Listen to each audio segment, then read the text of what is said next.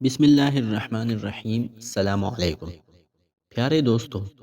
مرد اور عورت دونوں اکثر و بیشتر غسل میں ایک ایسی غلطی کرتے ہیں جس کی وجہ سے ان کی غسل نہیں ہو پاتی، اور اگر یہ غسل ناپاکی کا غسل ہو تو اس صورت میں ان کی نماز بھی نہیں ہوتی، وہ تلاوت نہیں کر سکتے، وہ زمین پر جو پھر رہے ہیں اس کا بھی گناہ مل رہا ہے کیونکہ ان کی غسل ہوئی ہی نہیں۔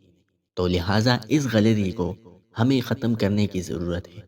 آئیے دیکھتے ہیں کہ وہ غلطی آخر ہے کیا۔ آپ سب کو تو پتہ ہوگا کہ غسل میں 3 فرائض ہیں: ناک میں پانی ڈالنا، کلی کرنا، اور پورے بدن پر پانی بہانا۔ اب اگر بدن میں ایک بال کے برابر بھی جگہ سوکھی رہی تو غسل نہیں ہوگا۔ ہمارے ہاں کیا ہوتا ہے، اکثر و بیشتر عورتوں کے اور کبھی کبھار مردوں کے بھی ناخن بڑے بڑے ہوتے ہیں، اور بعض عورتوں نے اپنے ناخنوں پر یہ ناخن پالش لگایا ہوتا ہے۔ اب اگر ناخن لمبے ہو، چاہے مرد ہو یا عورت، اس میں گندگی رہ جاتی ہے، اور اس گندگی کی وجہ سے پانی وہاں تک نہیں پہنچ سکتا۔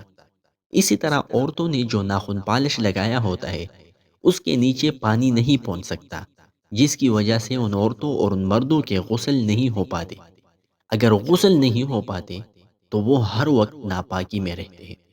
اسی طرح اگر عورت نے غسل کر لیا ہو اور بعد میں اس نے دیکھ لیا کہ ہاتھ میں آٹا لگا ہوا تھا، اور یا کسی اور وجہ سے اس کو یہ لگا کہ بدن کے کسی حصے پر پانی نہیں پہنچ سکا، تو اسلام میں حکم یہ ہے کہ وہ عورت دوبارہ غسل کرے گی اور دوبارہ نماز پڑھے گی۔